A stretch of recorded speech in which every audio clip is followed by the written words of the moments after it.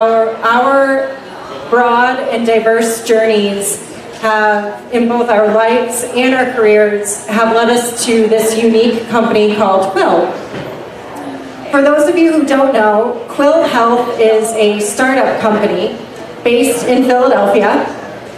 And what we are doing is we are building a technology platform to help patients guide them through their specific healthcare journeys. So, for example, let's say you're going into surgery. First, you might need some information to decide whether or not that surgery is right for you or if it's time to have that surgery. And it helps give you the information that you need, that you might not be getting based on your location or wherever you are. And so it helps to guide you through the journey of your medical experience. Pre-surgery, post-surgery, and that's just an example. So we are, let's start out, let's move to our panel today. You're doing great. Yes. First time on a panel too. You want random order or sequential? All right, so introduce yourselves and tell us a little bit about what brought you to Quill. Yeah, I could go first. We can run down the line. So, hi, I'm Tim Wilson. I run the finance team at Quill. My background is a little bit varied, with our theme here being what are the disparate areas that you can come to bring new thinking to healthcare. So, my career is really the tale of two halves. I actually spent the first part of my career in energy. So, I've invested in just about every type of energy asset there is: coal, wind, solar, nuclear, pipes, wires. Deep water, onshore drilling, everything, and really brought that investment discipline coincidentally when I moved to Philadelphia into the healthcare industry, which has turned out to be a very, very different market than the energy markets.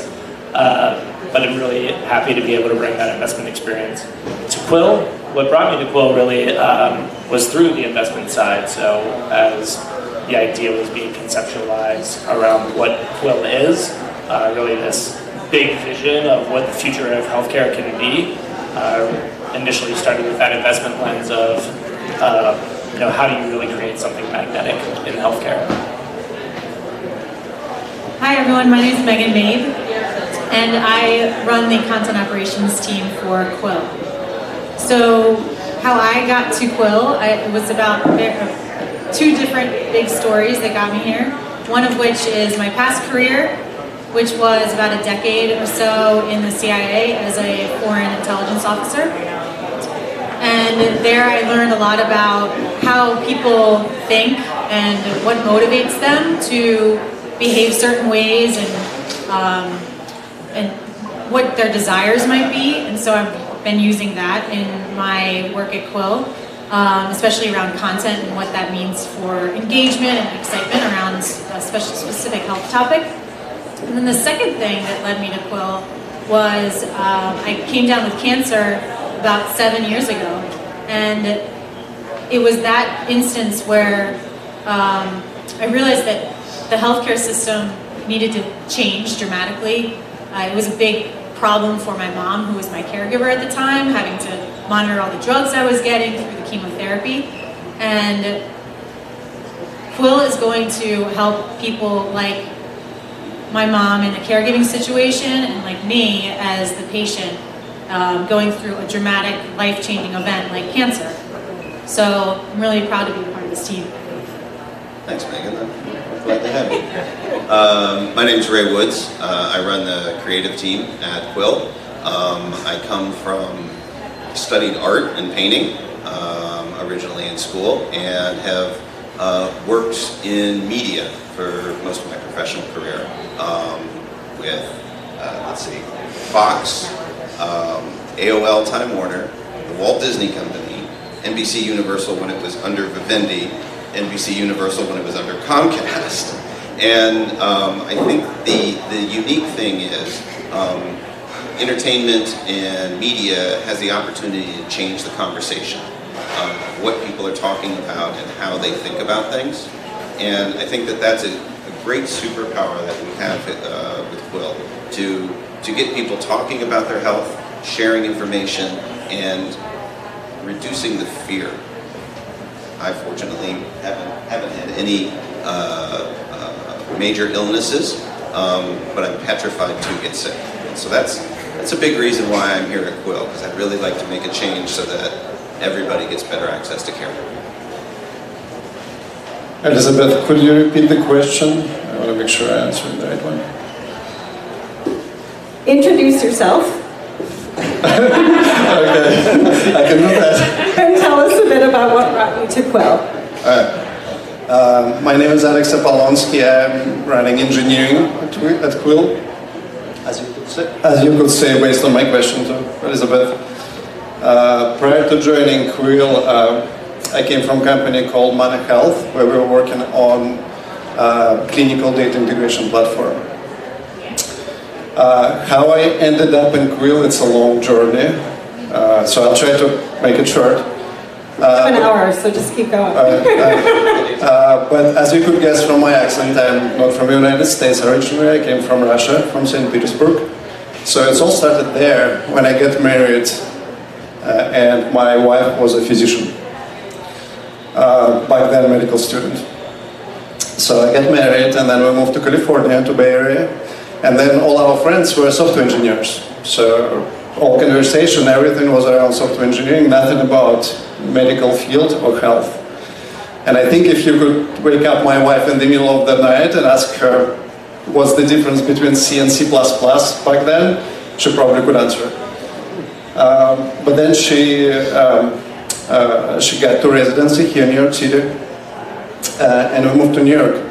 And to my very deep regret, all our friends were either medical students or physicians.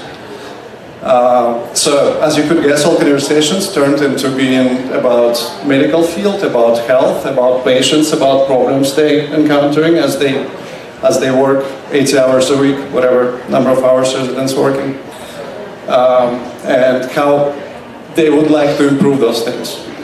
So I was listening for these conversations for many years, and at some point I just said, honey, I heard enough. Let me see what's going on there. Let me learn about it. So that's kind of big picture, how I ended up first at Mana Health and then at Quill. Thanks, guys. And if I can just add, because maybe people don't know Quill, but Quill is a Philly-based company. It's the joint venture of two big Philly-based companies, Independence Blue Cross and Comcast. And one thing that we've heard a lot in the little less than a year that we've been around is like, why is Comcast getting into healthcare? What are they doing with Independence? And so that's why I thought it was really interesting to talk about like where we came from and how I think seeing the problem from different angles is going to allow us to kind of bring different solutions. So let's build off that. What about your backgrounds and your experiences do you think gives each of you, a unique perspective at Quill Health? Because it's interesting that we have a finance guy. That's your official title, right? Yeah, finance guy. Yeah. I go for him when I need money. I need money, by the way. I know. That's how we call him. And Megan, have you mentioned yet that you are a former CIA operative? We got to get to that. Yeah, I don't know if anyone caught that, but I said it kind of quickly. An artist and an architect, technical architect. Technologist. Technologist, yes. So what do you think about, what about your experiences do you think gives you a unique perspective at Quill, since it's kind of unique that we work for a company that's backed by Comcast and Independence Blue Cross, which is, you wouldn't expect that joint venture to come together for a healthcare initiative like this. So how do you relate to that? Right, yeah, I can start for myself. I mentioned my investment background really as where I grew up, and I really see my role at Quill as bringing that competitive landscape view to what we're doing. So when I look at healthcare, over the past 6 years or so, I've invested in anything from early stage pre-revenue venture companies all the way to corporate M&A for very established traditional healthcare entities. And I'm going to speak very broadly, so if there's anyone in the healthcare world out there, we can talk about the nuances, because if healthcare is anything, it is definitely nuance. But when I think about the different companies that are in healthcare that one could invest in, there's solutions that drive hard value, but maybe don't provide a great user experience. There's solutions that drive a great user experience, but the value is difficult to quantify. And then there's just other solutions that are out there that are optimizing something for a current player in the space, whether it's a health insurer, the employer market, or a hospital or a provider network. So if I can digress for a moment, I think it's best served by an example of, there's ways that traditional players in the space can drive value but ruin experience. So I think it's most easily exhibited with healthcare networks, so your insurance network. So what does in-network, out-of-network mean? It's kind of one of the most basic premises of how we access the healthcare system. And even just for myself, as I consider myself an above-average healthcare consumer from a knowledge perspective, and I got a text message, because my health insurer, you can sign up for SMS text messaging, and said, hey, you have a free wellness benefit. If you go to your primary care doctor, you can get a free checkup and make sure everything's cool. I hadn't been to a primary care doctor in a while, so I'm like, okay, great. So I'll put aside even how to find a doctor. I find a doctor that's in network, I go, I do what the doctor says, great, all's well and good, I go home. 2 months later, I get a bill for a couple $100s for the blood work that was done, because the lab that doctor that was in network used an out-of-network lab. So how am I, as a consumer, or even one that's educated, sitting in the room with the doctor, really to know that? So it's just a small example. The insurance company benefits from that, right? Because overall, that's driving costs down. They negotiate a better price with one lab, push the other lab out of the network. So overall, they can say they're pushing costs down. The lab wins because now they're getting my money out of pocket. But who loses in that situation? The healthcare consumer.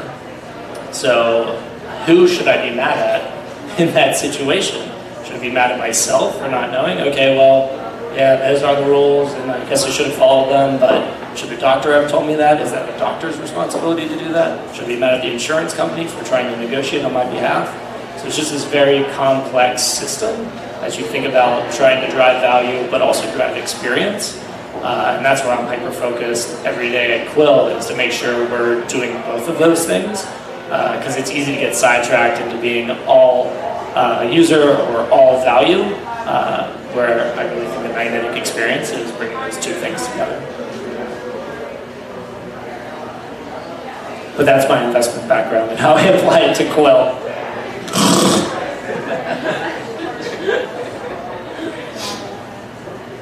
So just to take that like a step further, Steve Jobs, I'm the designer, right? So I always got to quote Steve Jobs. But he talked about how someone can buy a Coke, and anyone across the street can buy a Coke, and the King of Saudi Arabia can buy a Coke, and it's the same Coke. And to me, that's kind of the guiding principle of trying to level the access and quality of care, right? That anybody using the platform can come in and be able to make the decisions or understand the consequences of their decisions, which is, I think, really the biggest fear, right? Am I making the right choice? I mean, we're scared of buying a car. I didn't get a good deal on the car, and like the car is not your knee or how well you feel, right? So I think taking that analogy and leveling the playing field is really where we're headed. Yep. I guess I can go next, answering the question. So I guess so in the past I had to be involved into several public safety related projects in the cities New York and Philadelphia, where it's important to have good data in order to make good decisions, and it's also very important to have what I call responsible implementation, because essentially people's lives are at stake. So for myself, I guess as a person, I guess that's one of the key inputs and key kind of points that I'm bringing with me to Quill, because it's kind of same thing, not the same thing, but very similar. Again, data is very important, and you cannot make good decisions based on bad data. And the second thing is implementation has to be to the point and very precise, otherwise people's life will be affected. So that's my take on this. And even there are like so many different stakeholders and different systems that you have to get to work together and communicate in a timely and coherent manner, right? Exactly, and it brings a lot of challenges to the implementation, but it also brings a lot of kind of interest, especially for like technology side of things. As you start integrating all those things, you start looking into different types of data, different technologies you could use. For technologists, it's important. So, from my perspective, let's talk about content a little bit. One of the things when you are gathering raw intelligence in the field as a CIA operative is you have to really validate the information you're getting, because you don't know how truthful it is. And in reality, we're doing that all the time on the internet. We're Googling things and we're wondering, is this legitimate, or am I getting real health information here? Should I trust what I'm learning? And so from a content perspective, it's the mindset of, you know, where can people go where they will be able to say 100% of the time, this is information I can trust, and I can take this with me and learn from it and get healthier. So when I'm a little over 7 years ago, I'm working overseas and I start getting these chest pains, and of course I start Googling and I think, well, I just need to take some Tums, and that didn't work. and then things, you know, as I keep Googling and learning more about what this could possibly be, I am like, do I have, you know, I don't know, a tumor, or it turns out yes, and it was cancer, but how I got to that place, and then after learning about what the cancer was that I had was just non-Hodgkin's lymphoma, that escalated into a whole nother rabbit hole of trying to find information that was trustworthy. So Quill is trying to provide value in that space where we're all hunting and pecking for information that's going to be really helpful for us in a pivotal moment in our lives, when you're either about to have a baby, or you're going to go in for surgery, or you just learned you had cancer. And these are really dramatic life moments, and if only we had one place to go where this was all, you know, ready for you and personalized and giving you this sense of comfort that you were going into your next doctor appointment, you know a little bit more about what to expect. And you're not going in blind anymore. So these are the kinds of things that I'm bringing in from my past. So you can think about it as a projector that kind of lights path in front of you so you can see next steps.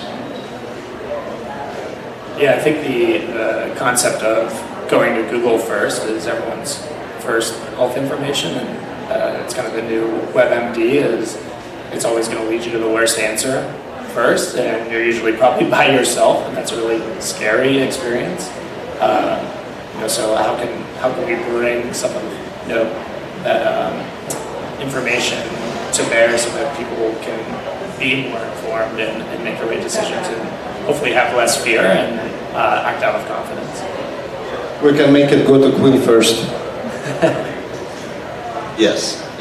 And just thinking about that, in a lot of the user research that we've done and the testing, one thing that's surfaced many times is people ask their aunt or their niece or their uncle who's a nurse or a doctor or works in the field to be able to help navigate and give them kind of the inside track on how to go forward. And so that is kind of the same kind of thing that I think we need to be doing, or that we are doing, with our machine learning and gathering the data You take the clinical data, you take the usage behavior patterns, and then being able to put together advice that is personal, right? And allows you to experiment and play with the ideas and kind of figure out what actually works for yourself. Ray, can you touch a little bit on your entertainment background? I think that's a really unique aspect that specifically that Comcast, NBC Universal brings to the table as it relates to Quill. You see a lot of companies talking about engagement and how they get patients or users or members, however you want to define it in healthcare, to do what's in their best interest. So I think coming from the entertainment side is a unique and novel approach, and just wondering how you think through that. Sure. So about 4 or 5 years ago, I was working with CNBC, and they were working on their revising their digital strategy, and iPads were still kind of new, and they had a premium product for CNBC Pro that they charged money for, and it had a list of articles, headlines, and it had a little thumbnail with the live stream of CNBC. And they showed me the data. They're like, everybody, we get a lot of traffic to the page, but people are on the page for 30 or 40 minutes, and they don't click on any of the links. And when they do click on a link, they just basically leave the site. And they didn't really understand that. And just being able to stop and think about like the human experience of that, the audio from the video, even more than the video, is something that you're listening to and following through with, right? And so being able to see the data kind of in a human way and allow you to like say, why don't you just have the video stay on all the pages, right? Or create some way that you can like navigate and browse the content and still leave that audio. You can even cover the video as where we ended up doing. And so just being able to look at data from a different perspective, and from a human perspective, right? Like what is the outcome that someone wants? How do they fail into success? It's one of the things I really like to say. I got a million of them. I didn't. Don't let him. I'll moderate you.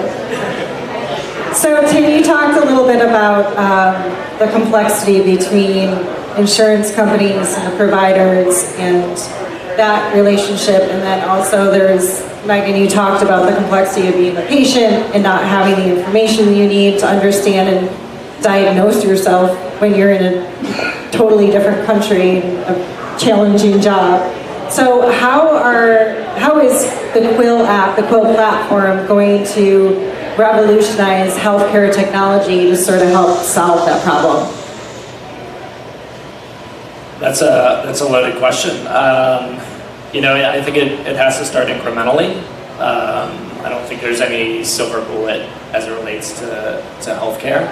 I think what's really interesting about what Quill is doing is really taking this concept of what should I do next? Because I think anyone that's really had an experience in the healthcare system doesn't necessarily know what tomorrow looks like, let alone the end. So being able to just provide clarity and certainty into this is what this looks like for me, I think is just a huge step forward in healthcare. I mean, it is complex. There's a million little different hassles, and depending on who you are in the system, your hassles are potentially different. So when we speak broadly about the healthcare system, you have payers like the Center for Medicare and Medicaid Services, your employer, or a health insurance company. Their concerns maybe aren't the same concerns as yours personally. In the hospital systems, or your provider, or your specialist, or whatever it may be in your personal situation, are trying to take care of you, but they also can't consider all the personal aspects of your life. Do you have access to food? Are you eating properly? What are your financials look like? Are you able to pay for certain services? Do you care? Is one insurance better than the other? It's really hard for any one person to bring it all together. And I think what is so interesting and great about Quill is it's really starting with the premise that people are their own best advocates. So how do we get resources and tools that insurance companies, employers, providers, hospitals have already invested in, and bring those to individuals at the right time when they really need them and they can be valuable. Empower the patient. Yes. What about you, Alex? Do you, as the technical architect for our team, what types of architecture or systems, or what types of things, what vision do you have for our platform to help us revolutionize healthcare? So I'll try to describe it. Give us the full stack architecture. But, be easy on me, because I'm trying. So as technologists, we tend to think in certain patterns, right? So let's say there is a problem, so we want to understand this problem, then we're going to model this problem in some virtual world, whatever that is, and then we're going to solve this problem in that virtual world, and then we're going to apply this solution to real world. So it's kind of this type of curve that's going on usually, at least in my mind. I don't know about everyone. And that's one of the reasons why the original problem has to be formulated well, because let's say business did not formulate problem too precisely, guess what, there is a good chance at the end you're going to get a solution that doesn't correspond to this problem. So if I try to project what guys were talking about to kind of technology space, I want to say dimension, but that's probably the wrong word, to technology space, then it's almost like, so imagine there are multiple points in space, right? So there are providers, there's insurance companies, there are patients, there are your caregivers, nurses, whoever. And if you get sick, you have to go through all those points in certain path to get from starting point, which is your current condition, to end point, which is your hopefully successful outcome.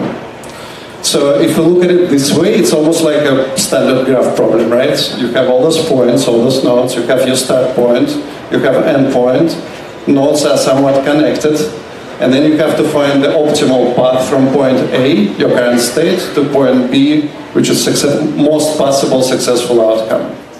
So that's kind of, I tried to explain what I have in my head.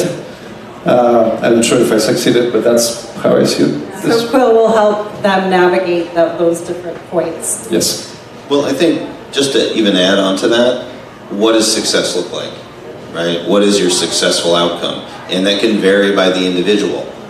If you're getting a knee surgery, or if your knee hurts, is physical therapy going to get you where you need to be versus the pain and recovery for having a replacement, or being able to better understand the consequences of getting a replacement so that you can still show up and dance at your daughter's wedding. Like, healthcare is a very personal experience.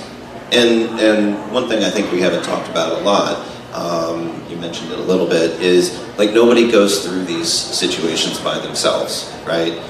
Everybody has a caregiver, and so even making it simpler and easier and better to share the information between the patient and the caregiver or their care team. Another thing that we've run into a lot in our research is families are spread out across the country, and they all have an older parent that they're taking care of, and one sibling is kind of leaned on heavily to take care of them, and being able to, and not because people don't want to, right? It's like, everybody loves mom. I can't take her to the doctor's appointment. But if there was a way that I could make your taking her there better, or reward or contribute in some way that's meaningful to you, that's going to improve mom's care. Like, those are kind of the ideas and the direction that we're going. And that's why I like working with Alex, is he really likes to solve a technical problem, and he doesn't get too mad at me when I blow it up with all this touchy-feely humans and lots of different outcomes. In fact, I love that. That's a great point as we think about healthcare being deeply personal. To your point, Alex, we could functionally just solve the issue at hand and say, go from A to B to C to D to E, but people generally don't just like being dictated to or told, so engagement and adherence to doing what is in your best interest is actually relatively low in healthcare.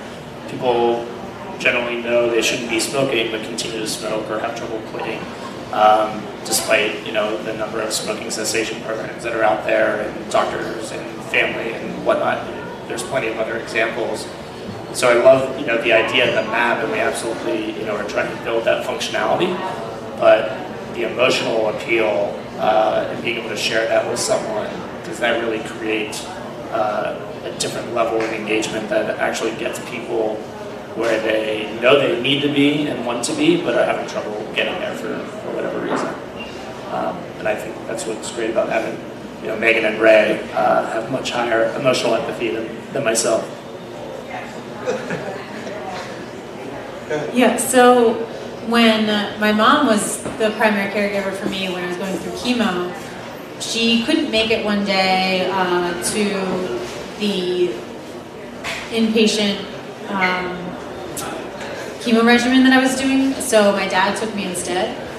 And that, of course, was the day that my entire chemo cocktail changed. The doctor decided I didn't have one strain of non-Hodgkin's lymphoma. It was a little bit different, so everything needed to shift and change. So if only there was something we could have referred to in my mother's absence where my dad didn't feel so much like he was in a position of the unknown, and then transfer that knowledge easily to my mom, because I wasn't in a state to take copious amount of notes. Where me as the patient, as the owner of that information, I could have said, yes, provide my parents with my personal health information so that they can care for me when I'm not in a state to do it for myself. So Quill is going to really help bridge all of these gaps that we have right now, where the patient feels like they're very dependent on whoever's there, thankfully, to care for them. But the ones that's caring for you, they're also struggling to keep up with all the information of where you need to be and when and what you need to take and for how long. So that's one of the things that I think is really exciting about the possibilities that we have with this company. And just to even riff on that a little bit more, I think the idea of personalization, we talked a little bit about it with like the journey and not being very linear, but it's also like how people learn, right? Like not everybody wants to watch a video, not everybody wants to read an article, not everybody wants to fill out a survey, right? Some people want to browse content very quickly, some people want to read deep, they want to read everything. So I think that's the other half of kind of what we're doing in what some of the learnings that our parents bring, right? I'm gonna get in trouble here, but like targeted ads for good, I think is a good way to think about it, right? We spend a lot of time and energy figuring out how to put products in front of people at the right time, and in a way that they want to act on it. And I think using that same kind of idea of we understand a little bit more about you, the more you tell us, the more and better information we can give you to help you get the care you need. It doesn't even have to always just be a acute situation, life or death. Just, I want to lose that extra 10 pounds. I want to, make sure that my child is getting all the shots that they need, and I'm feeding them right, and et cetera, et cetera. So, yeah, I think that's a personalization question. I think is interesting. I don't know if anyone was here that heard Rose Red speak yesterday about analogizing to other industries and being able to point to what they are doing, so that it paves the way for you to be innovative in your own industry.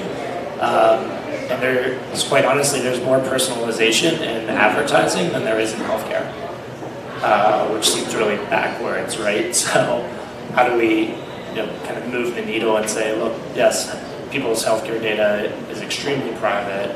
and there's good reason for that, but how do we leverage the amount of data that is known to really personalize your experience and make sure that you are getting the right care at the right place at the right time to make your experience better and ultimately improve your outcomes.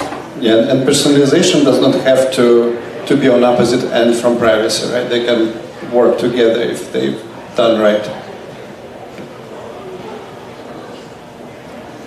So changing up the topic a little bit, what types of challenges or what do you think are the biggest challenges that you're trying to solve in your given role at Quill? Oh God.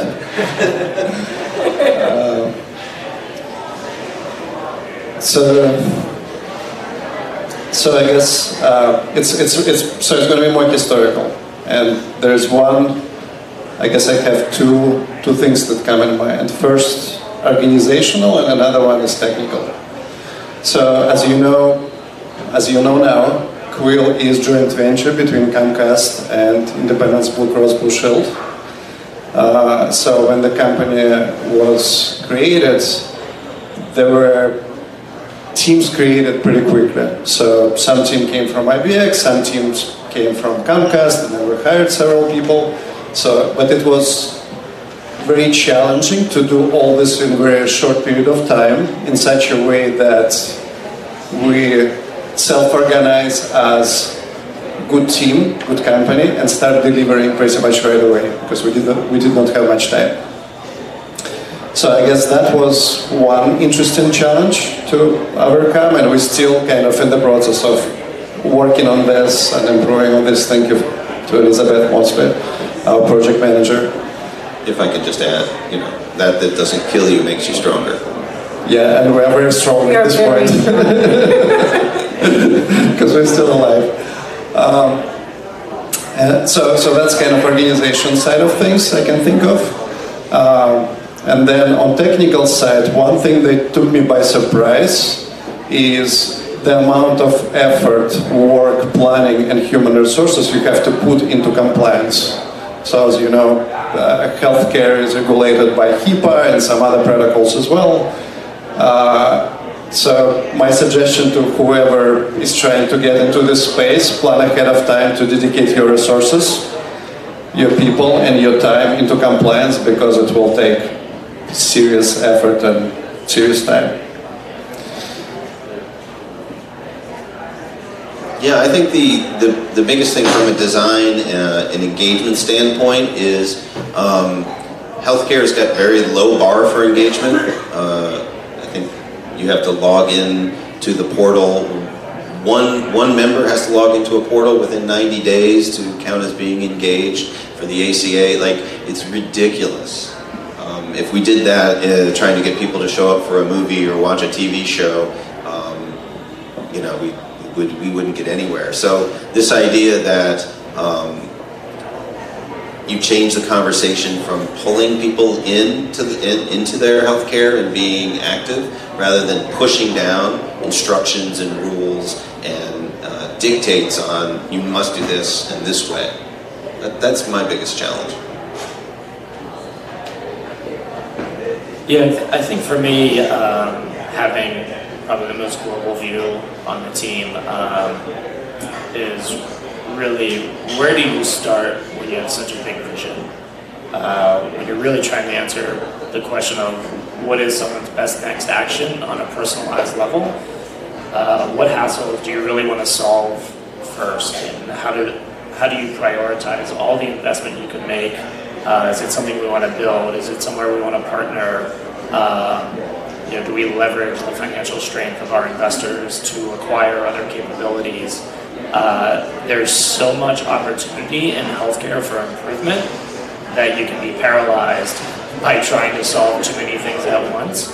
So I think that's really the biggest challenge is, all right, how do you start prioritizing, investing wisely, and ensuring that you're providing value while continuing to meet our end goal, which is to answer those questions and to provide support and resources to people. And I think it's inherently a tough question in the industry. No one's really quite figured out.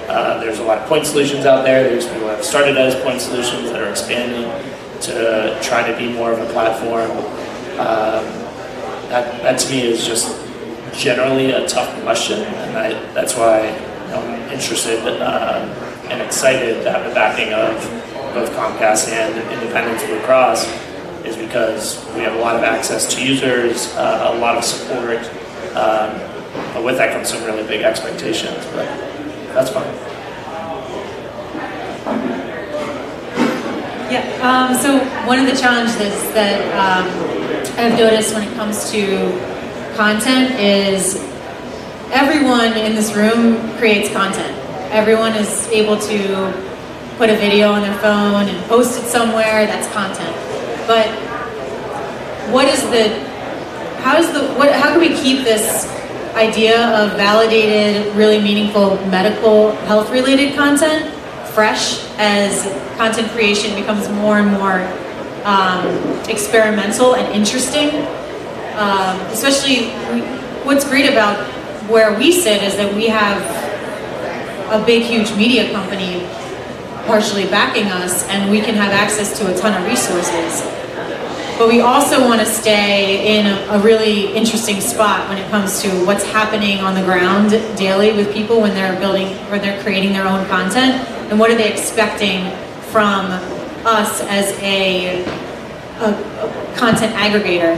So, for example, no one wants to sit and watch a 10-minute video on the surgery they might be going through, because no one has 10 minutes to spare in their lives anymore. No one wants to sit there through that. So how do we boil it down into a 1.5 minute video where it's someone you can relate to, but is telling you valid information? So these are challenges that are exciting with a lot of opportunity, and we also want to keep things fresh. So we also want to see, here's an example. I was in the hospital after having my first baby, and they put a video on for me on the recovery, or something about how to take care of my newborn or something. So I was required to watch this video on how to bathe a newborn baby. And it was some lady with 70s haircut, and which is kind of cool now. It's like we're back in that stage. Anyway, she did not look like someone like me. It was one of those box TVs too in the hospital room. I barely even watched it. And I was thinking, like, why is this something that they're giving me to learn about when I cannot relate to this at all? I guess the concept of washing a baby hasn't changed much, but it'd be really much nicer if there was something more high quality I could watch, or maybe just something a little bit updated and it wasn't so long. And so these are things that are challenges for us in the content side of things, but there's a lot of good opportunity for us to be innovators there too. How long was this video? Oh, it's too long. I stopped watching. I told the nurse, I was like, yeah, watch that. Well, that's kind of like my kid survived. And it's clean, right? Yeah, it's clean. Yeah, no. When you watch a movie from the '70s or even the '80s, the pacing is very, very different. I know another thing that you've talked about is medicine doesn't stand still, and so creating content and then being able to manage and update that content so it's still relevant and accurate. Even when a doctor loses their license, you have to be able to pull all of that content down immediately. You don't want people consuming information from a doctor who's lost their license. These are all things you have to think about in the healthcare industry that in normal media spaces, that doesn't really change the past. The past can just stay up and running and people can still learn from it in different ways. When it comes to health, we have to take that very seriously. So. Yeah, I think content's probably one of the most difficult challenges we face as a company because it can be expensive, so you can burn through resources really quickly. So, having that priority around what really does resonate, what is a good investment, what's going to engage people and pull people in, will be very important for us as we move forward. Relevant, timely, and entertaining. Right. So guys... And personalized. And personalized, right. So Alex, you talked a little bit about some of the organizational challenges and our team coming together and forming to become productive. What would you say is one of your favorite things about working at Quill?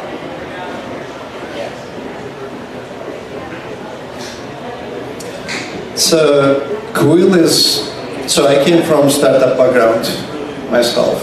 So I lived through multiple startups where you have very limited resources, you're trying to achieve great things, and you're constantly struggling to get those things achieved because of limitations of investment on your company. At the same time, healthcare industry, just as an industry, is really difficult to penetrate even for mature companies with a lot of resources. For startups, I don't want to say it's impossible, but it's really difficult. So for me, I guess at the top of the list in terms of interesting things on Quill side is joint venture. So as joint venture, we have access to some extent to resources provided by IBX in terms of expertise, partnerships, and so on. And the same on Comcast side, Comcast and BC Universal. Plus, good investment that can get us through initial sales cycles and initial engagement with our users. So I think it's almost like best of both worlds, right? On one hand, you have a startup. On the other hand, you don't have to worry about small things that kill most of the startups.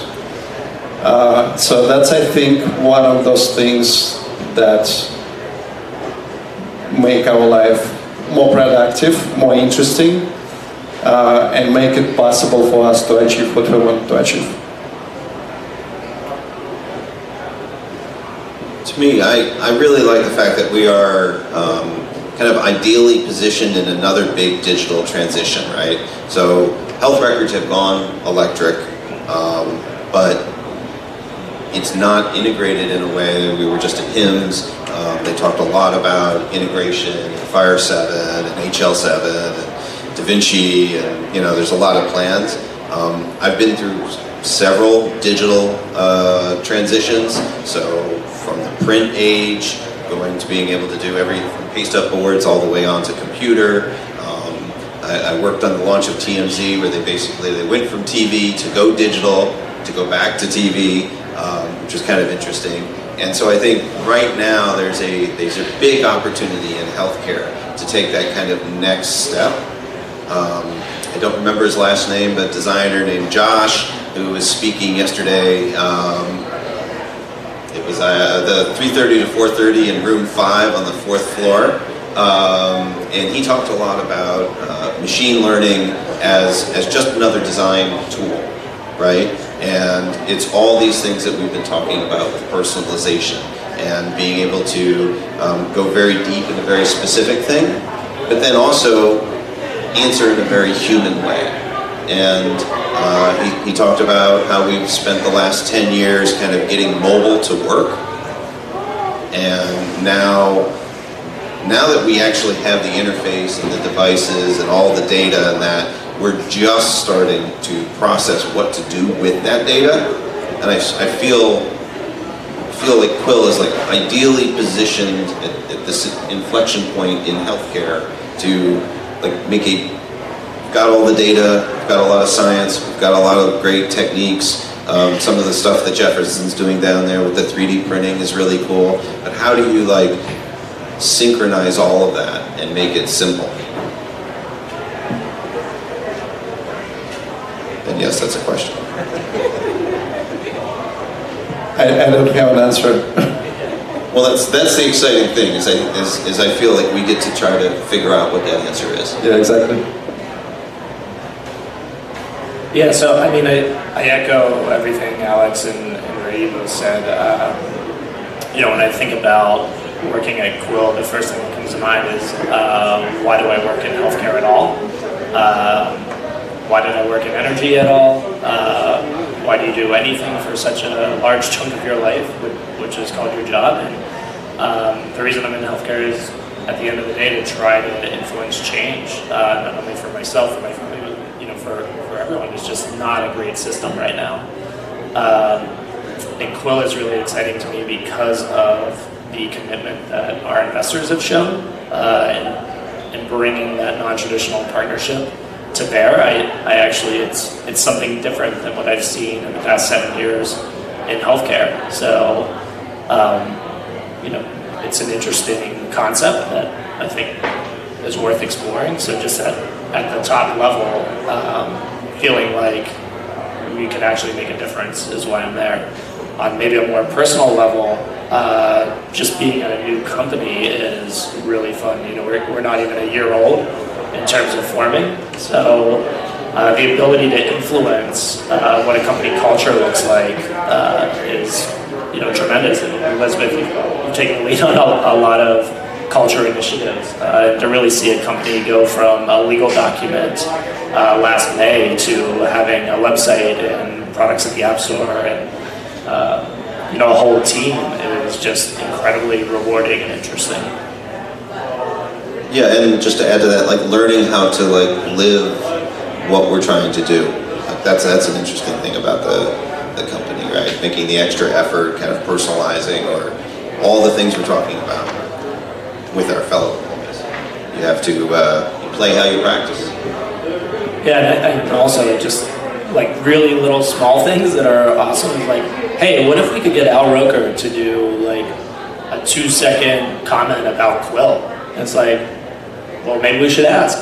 It's okay, well, let's ask. Oh, he's in. Oh, okay, great. Just things you never would have thought of, being able to leverage assets from your investors. It was eye-opening to me of, nothing seems too ridiculous to ask, so you might as well ask if you have a good proposition. And kind of related to that, the fact that we're in Philadelphia, so we have access to very, very deep pool of resources, both technical and non-technical. And then we also have parts of the company in New York City, and then part of the company is completely virtual across the country and even outside the country, which is also kind of part of our company culture as virtual layer on top of our organization, which is interesting to observe working. Yeah, one of the things that I love about this group is that, well, not only do we all come with really interesting backgrounds, but everyone wants this to succeed. So from a cultural standpoint for the company, all of that's really getting started, and there's some really cool stuff happening amongst us as employees, as colleagues. I work with some of the smartest people I've ever met, and for example, we're very Slack heavy. We love to be on Slack and slackers. They're slackers, yeah. And that doesn't happen. It's not necessarily something that happens everywhere you go. When you find another company, it's not necessarily going to be that way. But the way it's happened at Quill is that one of Ray's designers has started creating little emoji heads that bobble, and Alex has one. Everyone uses Alex's head when they want to comment on something someone else has said. I mean, and there's a Quill coin that people give each other, and that's been a great thing too. Fun. Yeah, it's there's something always interesting happening, something always new from a colleague perspective that I hadn't experienced in the past. So I think that is part of what's really wonderful about this group. And also, I guess, along the same lines, clubs, right? Cultural clubs.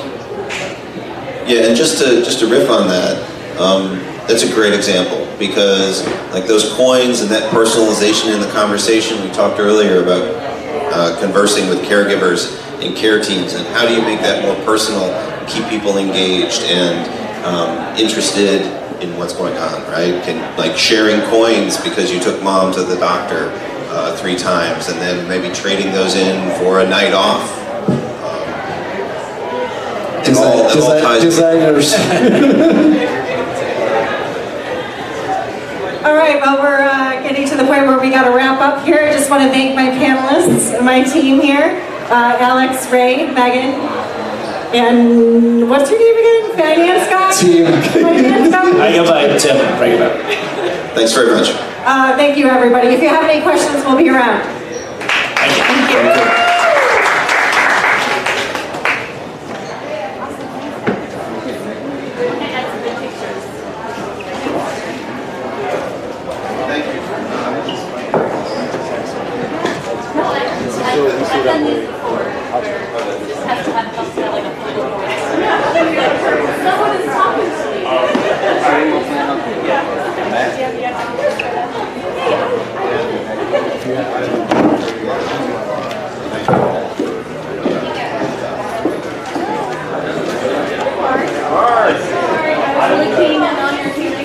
Oh, yeah.